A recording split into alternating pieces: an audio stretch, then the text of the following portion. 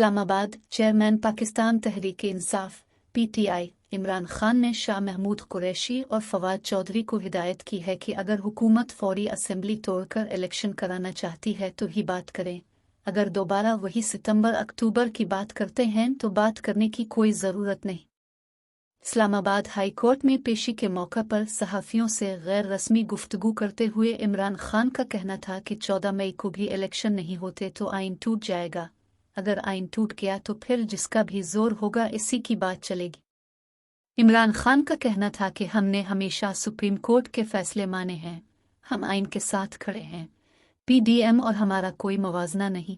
मैं पहले दिन से कह रहा था कि इलेक्शन की तारीख पर मुज़ाकरात कर सकता हूँ।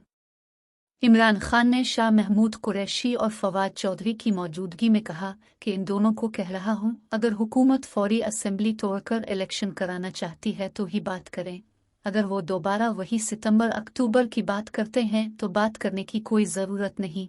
अब बाल हुकूमत के कोर्ट में है, एक दिन इलेक्शन कराने हैं तो कराएं, पार्लियामेंट नहीं आइन सुप्रीम होता है।